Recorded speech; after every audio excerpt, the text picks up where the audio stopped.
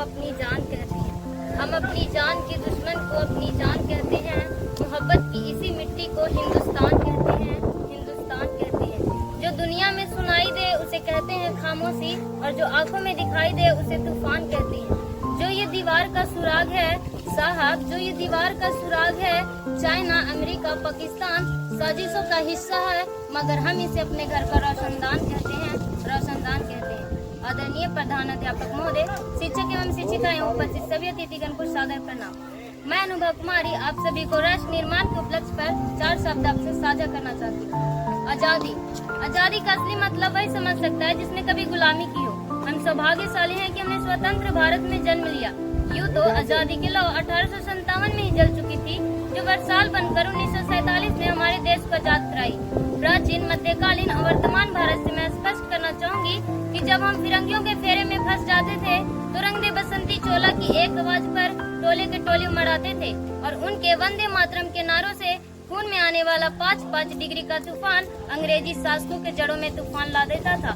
लोग मर जाते थे, मिट जाते थे, फांसी चढ़ जाते थे, तो वो भी अपनी देशभक्ति साबित कर रहे होते थे, क्योंकि ये उस दौर की देशभक्ति की कसौटी थी।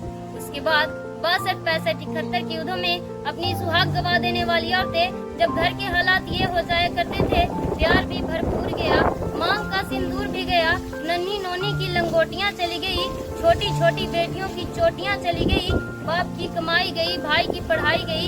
ऐसा एक विस्फोट हुआ जिसमें पता ही नहीं चला, और पूरे जिस्म की कई बोटियां ही चली गई, कई बोटियां ही चली गई। और आपके लिए तो एक आदमी मरा है साहब, मेरे लिए तो मेरे घर की रोटियां ही चली गई।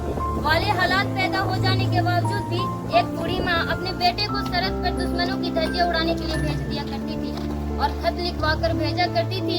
अम्मा ने खत लिखा है बड़े ही चाव से, पुत्र मेरे ना घबरा जाना, 1 इंच भी पीछे न हटना, चाहे इंच इंच कट जाना, चाहे इंच इंच कट जाना। ऐसे ही पूरा परिवार अपना देशभक्ति साबित कर रहा होता था, पूरा परिवार अपना देशभक्ति साबित कर रहा होता। तब देश बलिदान मांगता था, तब देश लड़ जाने को कहता था, तब देश मर जाने को, मिट जाने को, फांसी चढ़ जाने को कहता था। लेकिन आज देश मर जाने को नहीं कहता, आज देश फांसी चढ़ जाने को नहीं कहता।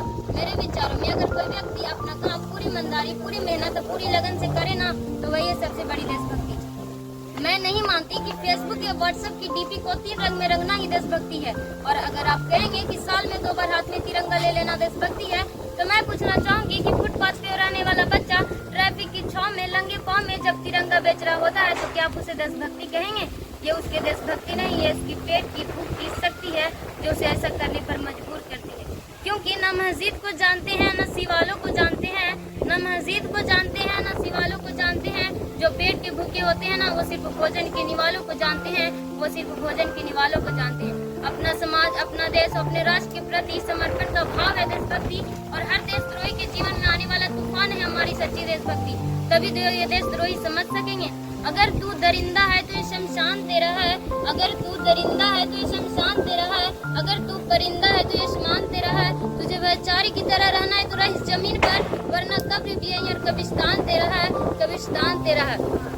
लेकिन एक देशद्रोही से ज्यादा एक देशभक्ति तब हाथ होती है जब एक बेटा अपने बूढ़े माँ बाप को वृद्धाश्रम की चौखट पर छोड़ आता है। करोड़ती है वो देशभक्ति जब हम मुसीबत में फंसे लोगों की जान बचाने से ज्यादा सेल्फी लेकर अपने लाइक बढ़ाने में लगे रहते हैं। आज के नौजवान जिसके कंधों पे जिम्मेदारी थी अपने राष्ट्र, अपने समाज, अपने देश के आशाओं को बांधे रखने की, वही हुआ आज मुझे 4x4 इंच की छोटी सी स्क्रीन पर अपनी कोमल उंगलियों की क्रस्टन मास्टर से इमोजिट भेज रहा है। 4 बोतल वोट का काम मेरा रोज का, अरे भारत के भविष्य को तबाह कर रखा है। हमने एक ऐसे समाज में जीते हैं जहाँ लड़कों से बात करता देख जो भाई हड़काते हैं, वही भाई अपनी गर्लफ्रेंड की किस्से घर में हंस कर सुनाते हैं। और मैं बता दूं कि महिला सुरक्षा के मामले में हम आज भी चौथे नंबर पर आते हैं। हमने एक ऐसे समाज में जीते हैं जहाँ पत्थर की मूरत को लगते हैं 56 भोग, और भूखे लंगे तड़पते सो जाते हैं लोग, सो जाते हैं लोग। मजदूर को मजदूर समझिए, मजबूर नहीं, और गरीब को काम दीजिए, दान नहीं। और दान देने का कितने ही इच्छुक रखते हैं तो रक्त दान दीजिए, और मरने के बाद अंग दान देकर किसी मरते हुए इंसान को जीवन दान दीजिए। यही है हमारी सच्ची देशभक्ति।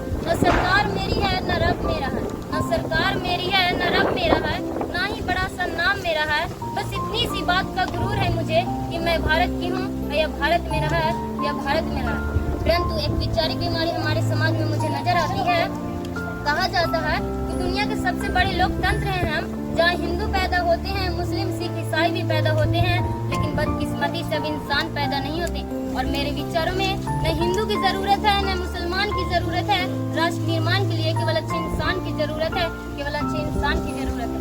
जरा सोच कर देखिए, ये पेड़ पौधे और शाखाएं भी परेशान हो जाए जब परिंदे हिंदू और मुसलमान हो जाए। एक ऐसी बीमारी भी हमारे समाज में मुझे नजर आती है। जिस देश ने तक्षशिला और नालंदा देकर विश्वविद्यालय शिक्षा की बुनियाद रखी, वहीं आज विश्व के 100 सर्वश्रेष्ठ विश्वविद्यालय में से हमारा एक भी विश्वविद्यालय खड़ा नहीं हो पाता। जहां एक और हमारे पास IIT, IIM, INIT जैसे शिक्षण स्थान है, वहीं दूसरी ओर गरीब और जमात की खड़क करने के लिए सर्व शिक्षा अभियान का झुंझुना पकड़ा दिया जाता है। और मैं बता दूं, इन बीमारियों का जो कारण है वो है हमारा अंधविश्वास। हमारे देश के युवाओं जब तक मंदिरों में जा जाकर नारियल फोड़ कर भगवान से रिश्वतें लगाता रहेगा, हमारे देश के शिक्षित वर्ग भी बिल्ली के रास्ते काट देने पर खड़ा हो जाना, अपनी जाति अपनी धर्म को ऊंचा मानकर दूसरी जाति दूसरी धर्म को अवहेलना करता रहेगा, तब तक हमारा राष्ट्र निर्माण संभव नहीं होगा। हमारा राष्ट्र निर्माण संभव तब होगा जब एक नागरिक नैतिक रूप से सटीक, चारित्रिक रूप से भ्रष्ट, मानसिक रूप से दिवालिया, धार्मिक रूप से अंध, राजनीतिक रूप से अंध, शैक्षिक माली मूल्यों की आंखों में जिनसे पैबंद अखंड भारत को खंड खंड करता रहेगा, तब तक हमारा राष्ट्र निर्माण संभव नहीं होगा। बड़ी बड़ी बातें नहीं, छोटी छोटी कोशिश ही करनी होगी, क्योंकि ठोकर हमें पहाड़ से नहीं पत्थरों से लगा करती है। I began Indian, I began a student, I began simple daughter of this motherland, feel proud to be in Indian। मैं सैल्यूट करना चाहूंगी कि सड़क पर दिन रात हमारे रक्षा के लिए उस नौजवान को, इस देश के पुलिस प्रशासन और उस किसान को जो अपनी काम पूरी ईमानदारी, पूरी मेहनत और पूरी लगन से करते हैं, जिनके बिना राष्ट्र निर्माण की कल्पना करना भी असंभव सा लगता है। और मैं बता दूं कि हमारे देश के शिक्षा नीति केवल 2 तरह के लोगों के लिए बनी होती है। पहला वो जो विद्वान है और दूसरा वो जो धनवान है। ऐसी कई गजब की बीमारियां हैं। उन बीमारियों का जड़ है ना, वो है हमारा अंधविश्वास। हमारे देश से अंधविश्वास तब खत्म होगा जब महिलाओं की पूजा नहीं, उनकी इज्जत की जाएगी। हमारे राष्ट्र निर्माण तब तक संभव नहीं होगा जब तक जाति का संरक्षण नहीं बल्कि सामाजिक शक्ति का अनुभव करेंगे। हमारा राष्ट्र निर्माण संभव तब होगा जब हम बड़ी बड़ी बातें नहीं, छोटी छोटी कोशिशें करनी होगी।